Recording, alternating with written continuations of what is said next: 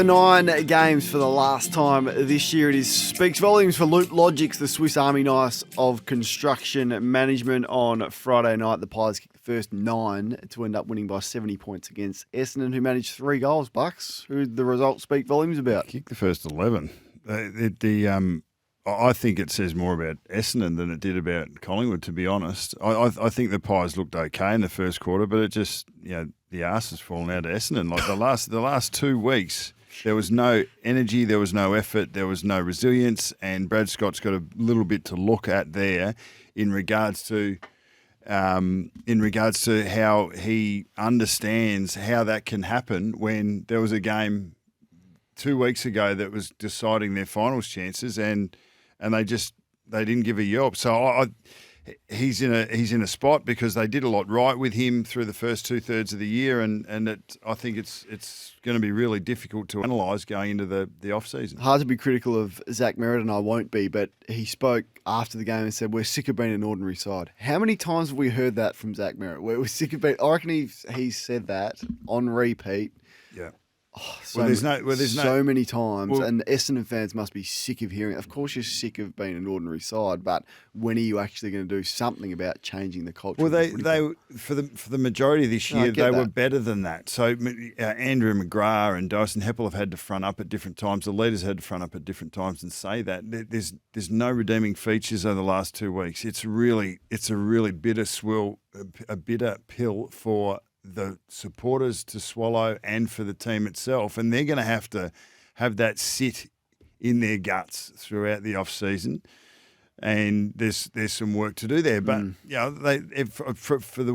every one of the steps they took forward, I reckon they lost it in those 2 weeks, and this off season is going to be really important for them. Fremantle were able to get over the Hawks in the game at the G. Yeah, what does it matter? Not much. Fremantle finished 14th after winning a final last year, so incredibly disappointing season for them. I think it speaks volumes about them, though, and the likelihood that they can rebound pretty strongly.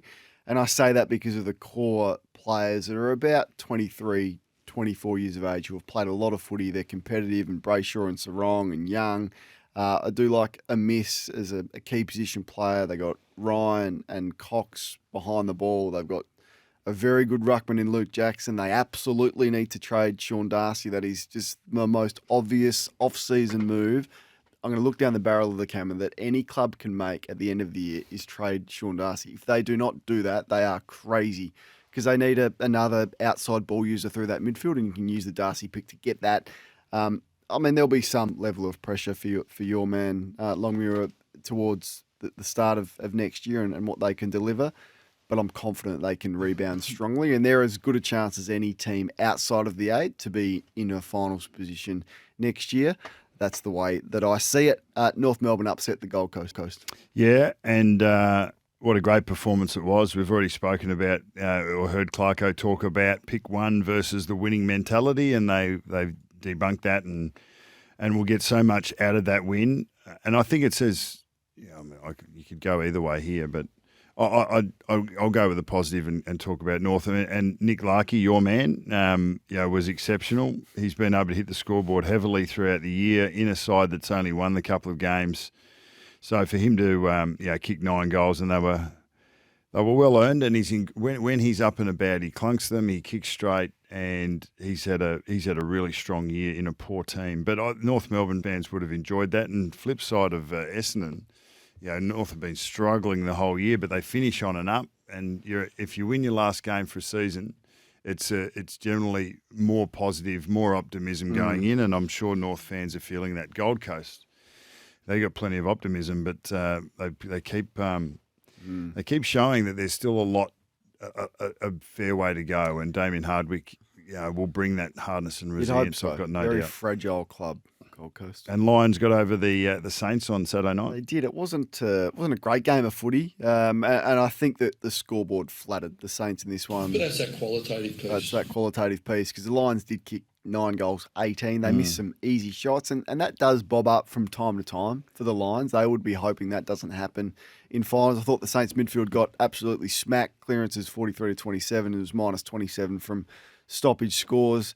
Inside, they don't have 38 inside 50s, the Saints. So look, I'm nervous for them that if they bring the fumbling mess around the ball, what they delivered against a good side on Saturday night, that it could get ugly for them against the Giants. But anyway, I think the Saints have maximised what they've got on their list, and you cannot be critical of that. But anyway, a terrific performance for them. So they're going to be hard to beat any time. You think? Yeah, I'm not sure. I think defensively sure they about the stack up. Saints.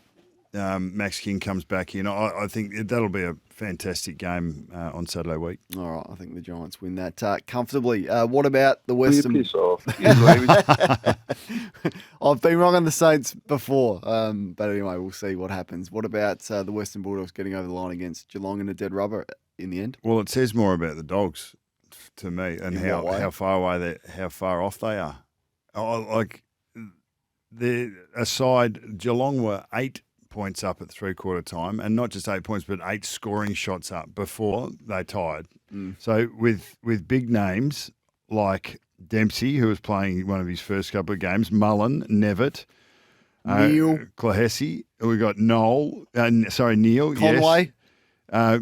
Well, it's just Conway in his first game, who actually showed a bit. You got retiring players in Smith and Menegola playing their last game. On one leg, Menegola. So I don't know how a side that was competing for finals didn't smash that Geelong side. I know it was down at GMHBA, but it asked more questions than it answers. And I thought that I thought that it was not just desserts, because the Bulldogs fans would have loved to have got in and had a crack at finals, but I definitely think that it was the right result with GWS getting up and over the line, and they'll do more damage in September than the Dogs would. They deserve a final spot. The Dogs, something seriously wrong at that club. Adelaide got it done against the West Coast. Taylor Walker kicked 9 again. Who does it say more about? Probably Adelaide. I don't see them. I see them similarly to Freo. I think they're in a terrific position to be able to bounce. Of course, you say that, but everyone looks to get better, and all the teams that don't play finals want to do that, and it's not easy. It's not just a given that you play finals next year, but they've got all the pillars in place, and I think they look back on the year with a little bit of what if. The Crows, inaccuracy, record away from home, winning positions, goal umpiring decisions, whatever it is. There's 3 or 4 examples of things not going Adelaide's way this year. They'll need to take some responsibility for those that they can control, but I think they need to move on from Riley O'Brien in the ruck. I think they need a better tap ruckman. They probably need one more key defender, the Crows, but everything else is in pretty good shape. We'll get Port Adelaide by 31 points against a depleted Richmond Bucks. Who does the result speaks volumes about? Well, Port Adelaide are probably one of those sides where it didn't look like there was much movement. It looked to me like Kenny was pretty circumspect. Like they weren't concerned whether they went to the G against Collingwood versus whether they went up and played Brisbane up at the Gabba. So it wasn't a crucial win, and they sort of played out that way. But it was a little bit flat. But we spoke about how they're going to have their small forwards are really going to have to get it done in a territory game because their defence isn't as strong. So Evans kicked 3, Rioli 2 goals 3, Pau Pepper 2-1, Rosie kicked 1 goal 2, Burn Jones 1 goal 1. So their smalls got in and around and had an influence and hit the scoreboard. But Port Adelaide for me, I don't think they don't beat themselves. They might have a banged up group at times. You might not have your best choice of players available, and that's consistent for every team. But I think that they're going to have a crack, and any team that brings that sort of energy and that hope and that attitude is going to be hard to get over the top of. So I've been really impressed with the way they've gone about it. They've qualified really well. They've got a really challenging task up there, but I wouldn't put it past them because I don't think they're a never say die team. So I thought that was just a fitting end to the year from a grinding, potentially flat win, but one that they had to get done and they found a way again. I thought that the Melbourne-Sydney game, showed a fair bit for both sides because Sydney have been in great form. But what did you take out? Well, of I it? just think Melbourne, that all they talk about is contest and defence, and they did it again. Jake Lever was interviewed during the game. He says that we weren't happy with our contest. It's all they're the only two words they speak: contest and defence. And when that's all you speak about, and when that's all that's been drilled into you through pre-season, but more than that for 4 to 5 years, then that gets your results in finals. So they did beat Collingwood, the MCG, earlier on in the year. And they just shut the corridor down. It's like, let Collingwood go around the boundary. They can do that. You've got to give them something, but we're not letting them come back through the middle of the ground. So I just think they will come up with something that challenges the Pies in that first final. Look, who knows which way it's going to go, but Melbourne as good a shot as any on the back of that defensive capabilities they've got. Kept Sydney 3 goals at half-time. Incredible defensive team, as you said, with not much on the line. So Melbourne fans should be really excited. And the final game happened late last night. Yeah, I spoke about this a little bit in Buck Stops, but just tremendously impressed with the Giants and what they were able to do. I wouldn't be, as I said to Blues fans at the time, I wouldn't be that worried about their team. I didn't think there was a great deal to play for. Charlie Security's Coleman really early in the piece, and then the queue went in the rack a little bit. But Carlton have been the best defensive side in the last 3 months. Giants have been the third best defensive side in the last 3 months. So the impressive thing for me for the Giants was to put 100 on Carlton. I thought they had their game up and about, and their momentum was awesome. Like it's a really strong brand of footy. So I think it says a little bit or more about their bona fides than anything else. But yeah, they're I think that they're on a tear, and you think they're a Monty against St Kilda. I think they'd be favoured, but they definitely, and we've just spoken to Josh Kelly, they'd definitely be feeling good about themselves heading into the start of the finals campaign, which is going to be full of ups and downs, and we won't know exactly how it pans out. But one thing I do know, Giants will give a great appearance of themselves. And that was speaks volumes for the final time of the home and away season. Without notice is for Signet. Windata Signet Charge Up Auto Jump Starter Bucks. Should we ever believe players ever again when they say they're not focused on individual awards? Because I saw Taylor Walker clearly focused on winning the Coleman, having shots from everywhere, like just ignoring 4 teammates inside 50 going on the left and pinging from outside 50. I saw Charlie Curnow saluting with 2 fingers up to the crowd, suggesting he'd won the last 2 Coleman medals. We're not believing players anymore when they say they're not focused on individual awards, are we?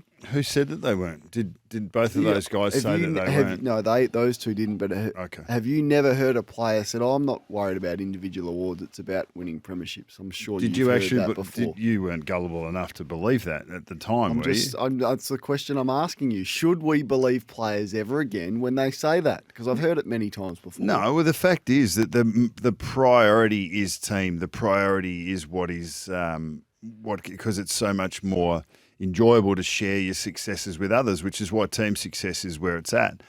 But every individual is taking steps up the ladder, testing themselves and judging themselves against their cohort. So that's, no, I think that is part of it. Okay, you got one? Yeah, I do. I asked earlier about a champion for each of the finals clubs. Who would be Port Adelaide's champion? So competitiveness, will to win, skill, fitness, strength and leadership. Who would be Port Adelaide's absolute champion? Sam Powell-Pepper. I actually had him listed as one of them. I think the answer is Zach Butters. But there's a lot to love about the way that Sam Powell-Pepper plays his football. What about for the Lions? Sam Powell-Pepper plays. What about for the Lions? Who's theirs? Well, that's a great question. I had Lockie Neal, question mark. Is it Andrews? Is it McCluggage? Is it Charlie Cameron? Maybe it's Charlie Cameron, but it's different. It's actually hard to find one for the Lions. And Lions fans need to tell me, who's your champion? Who's your absolute champion? Will Mason Cox hold his spot in Collingwood's lineup? Yeah, he will. He will, on the basis of a couple of standout finals performances, and that might be an opportunity. The fact that he's done it before, that I think he'll do it. And the other reason is because neither he, Darcy Cameron or Dan McStay are in ripping form. And because they're not in ripping form, you can't rely on one or the other. You need So this is a genuine question without notice. So then someone has to miss out. Are you going to leave my man Ginnivan out on the back of his performance? Well, we're assuming Moore, Murphy and McCreary will come back in, and Dacos doesn't. So I think Frampton for Moore is easy. I think Murphy is interesting because I think the sub will be out of Markov and then Ginnivan or McCreary. I think they're the three for the sub. Maybe a Hoskin, although Will was one of the few Collingwood players that played a good 4-quarter game or looked top of ground. So there's a few question marks there. But I think that Darcy Cameron hasn't been in great form, so I think you need Mason Cox there to cover that. And I think Darcy Cameron allows Mason Cox to go forward and maybe do his thing. It's a fair question because there's still some decisions to be made. You mentioned you would like to see Brad Scott take some holidays off the Essendon players' leave because they essentially are on holidays for the last 2 weeks of the season. Will you be disappointed if you see these players dressing up like idiots on Mad Monday, celebrating a season that doesn't need to be celebrated? Like, I'm all for have a quiet beer, Mad Monday, catch up, do that, debrief. But the trend of dressing up like an idiot after you've achieved nothing is embarrassing. Honestly, it's not book week at primary school. It is embarrassing. You're putting two unrelated situations and how you're putting them together. How do the Essendon fans feel? And I'm not suggesting they will dress up. I'm sure. So this is a preemptive bake. I'm sure that they're smart enough not to be seen in public dressing up like Where's Wally. How the Essendon supporters who are heading off to work on a Monday morning, dragging themselves out of bed after not playing finals again, seeing Where's Wally on Mad Monday, dressing up, celebrating something that doesn't deserve to be celebrated. Well, I think Geelong have got a bit to answer for here because they were the ones that made it a PR campaign, getting dressed up after their premiership wins. Yeah, so they had something to celebrate though. Well, but it's not about catching up together and making having some fun around what you wear or how you go about it. That's not about celebration of any wins or losses in particular. It's a culmination of a long period of time where you've worked together. Who would you dress up as? Like we should have. Where is this question going? I'd dress up as Kane Corns. I'd wear some runners, some short socks. I'd wear some running shorts. I'd wear a sleeveless vest and a Hoka hat. I really like cone. All right, you got one for me then? I'd get my skinny legs out.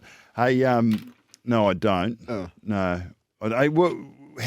How long will it take? When will Gold Coast play finals under Hardwick? Not next year. You don't reckon? No, I don't.